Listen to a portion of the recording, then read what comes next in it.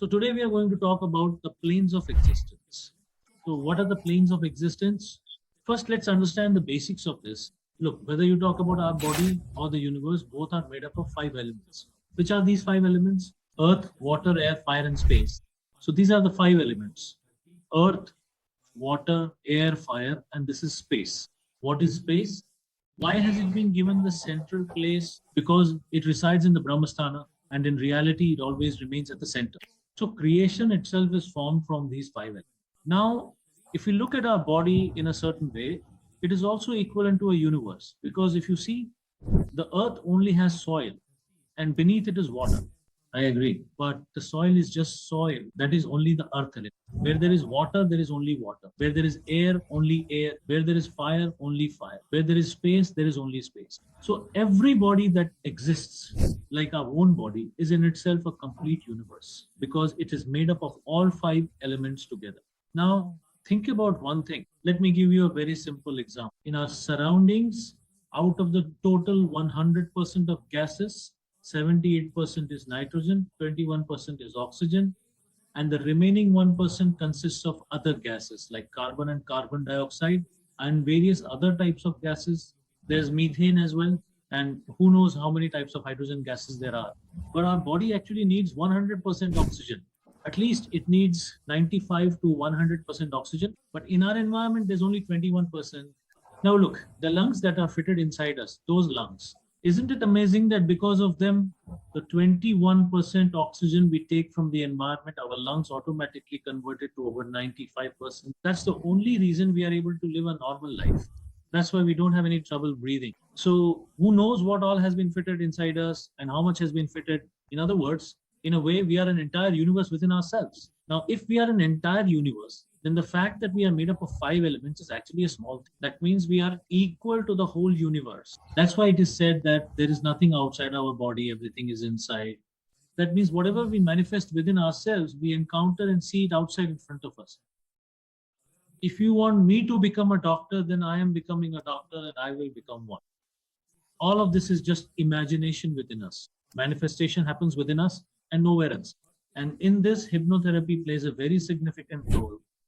First of all, I would like to explain to you about the planes of existence. Today's topic is about how the physical world that we see and the metaphysical world together make up our reality. Now, let me explain the difference between the physical and the metaphysical. There are a total of 7 planes of existence, out of which 3 planes are at the physical level and the remaining 4 planes are at the metaphysical level. These are the ones we cannot see, the ones that are invisible to us, but somewhere or the other we have heard about them. Some people have very strong beliefs in them and some people don't know anything about them. They have no belief in them. So it depends on your beliefs, whether you believe in them or not, but what truly exists cannot be denied. So we will talk about that. It is said that the highest plane is called the supreme energy, the 7th planet, the first plane. The 7th plane is the highest, the supreme energy. That supreme energy is called Paramatma in Hindi. Now from that Paramatma emerged billions of souls. So when that soul emerged, when it was created, when it came into existence, after that it had to live many lives, which it continues to live even today. But how did that soul get those lives? What situations did it face? How did it get upgraded? Now we will learn about that. See, when the soul first came into existence, you know that humans were not present on this earth.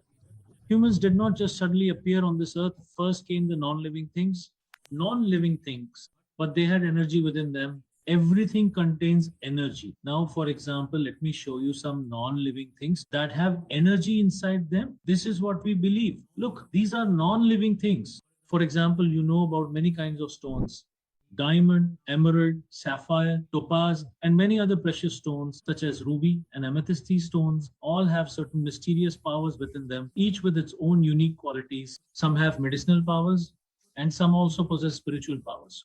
Now, suppose for some people, their guru, Jupiter, is a bit weak in their horoscope. So to stabilize it, they are made to wear a yellow sapphire. But don't wear it without consulting someone knowledgeable. I'm just speaking in general. What happens is that it brings a lot of benefits to their business. their business starts running very well. People who want to earn money, if their guru is weak, they wear a yellow sapphire. But if someone's guru is already very strong, wearing it can actually have a negative effect. If you wear it forcefully, meaning you shouldn't wear it without consulting someone. So this means that even that small stone, the yellow sapphire, must have so much power that it can correct someone's planetary influence. Similarly, people who get very angry, extremely angry, they wear a pure pearl on their little finger. A pure pearl is set in silver and worn. Pure pearl, there are many such stones, like blue sapphire as well. So there are many such stones that I've told you about, which are precious. Along with precious stones, there are also smaller, less significant stones. So this is from a time when humans did not exist. This is from that era. Now, gradually, slowly, as time went on, the souls of spirits kept taking their next births one after another. For example, at first, some were in things like yellow sapphire. They were in a large stone like that. Now, that stone would be cut in shape. When a small yellow sapphire is made and the stone is split into two pieces, it is considered as if it has died. So, in this way, as it kept getting new births, first it became something else from a stone, then something else again, and so on. After that, it was time for its next phase, which is the second level plants. Now, how many types of plants are there? There are countless types. Some, for example, bear fruit. Some produce flowers. Some yield sap. They may have neither color nor anything else. But yes, they have great medicinal value. Take coconut, for example. Coconut contains water and has medicinal value, right? It doesn't have flowers, but the kernel inside, if it forms, can also be eaten. That again is considered a type of fruit. So these are some of the things that started to develop. In other words, now the soul has been upgraded. From being a non-living thing, it upgraded and became plants. Now, the souls that came into plants took many different forms of birth, just like there are many, many flowers on which bees sit and make honey. There are many types of grasses, and even grasses come in many varieties. Some are wild and some are normal. Then there are many medicinal plants like tulsi and mint. Some are edible, like vegetables grow on them, then fruits grow, and then there are some trees that provide shade. So there are all kinds of things. There are even some that are carnivorous. If a bee sits inside the flower closes its petals and doesn't let go until the bee dies. Similarly, there are some trees that if an animal like a deer comes near, as soon as the deer approaches, the tree folds its branches, trapping the deer so it can't escape. And the deer won't be able to get out until it dies. In other words, it can only get out by dying. There have been many such birds, many lives like this. First, they were non living things, then came plants. After that, life appeared, the next upgrade happened, and that was an animal. Now, animals of all types see very kind of animal. Some can fly, some crawl, some are insects and bugs, some can swim, some walk on their feet, and some hang by their hands like bats. Now, if you look at bats, in a way they are like mice, but they have wings. So they are both flyers and walkers. So in this way, animals are of all types, including humans. And this upgrade of humans, this is a super upgrade. That is, this is such an upgrade that after this attaining liberation, this is the third plane. The first was non-living with energy. The second is plants. And the third is animals of all types, including humans. So when you are upgraded into a human, it means that now as you keep moving forward, at some point you have to attain liberation.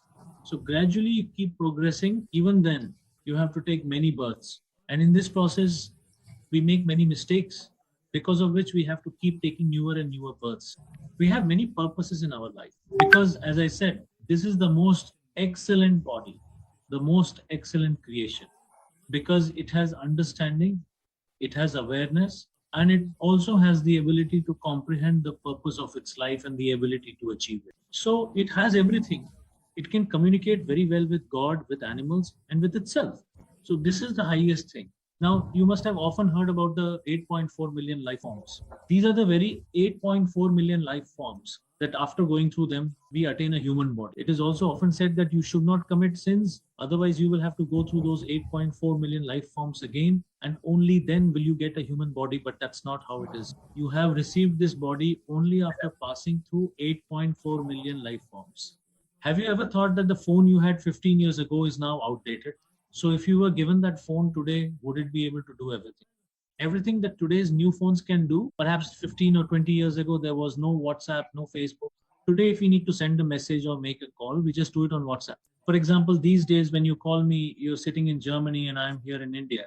If you make a normal call, it would be so expensive, but on WhatsApp, the call is free. It just uses the internet. And even the internet these days comes in such packages that everything is included in them. So we can talk comfortably. Communication is much better now. If I ask you today to use a 20-year-old phone, one that doesn't support WhatsApp or anything else, do you think you could survive? You wouldn't be able to. We don't downgrade, we always upgrade. The kind of clothes you used to wear 20 years ago, you don't wear those anymore. Why? Because that fashion is gone, so why should I wear it? So whether it's a person or a thing, nothing gets downgraded, everything gets upgraded. But there's an exception to everything. Now, there's a golden rule in this. If something has been sent to you to serve a purpose, for example, you go to school, you have an exam, then either you'll get good marks in the exam because you've written the paper well, or if you don't know the answers, what will you do? You'll write a little bit, leave some questions blank. That's all that will happen, right? If you didn't write much, you'll get fewer marks, maybe even fail, but that's okay. You'll be told to study. Then the teacher will call your parents and say, look, he doesn't study, make him study, do this, do that. But if you quit all the exams, the first thing you'll be told is to bring your parents in. They'll ask for documentation about why you were absent. And it's possible that because of this attitude, you might even get suspended.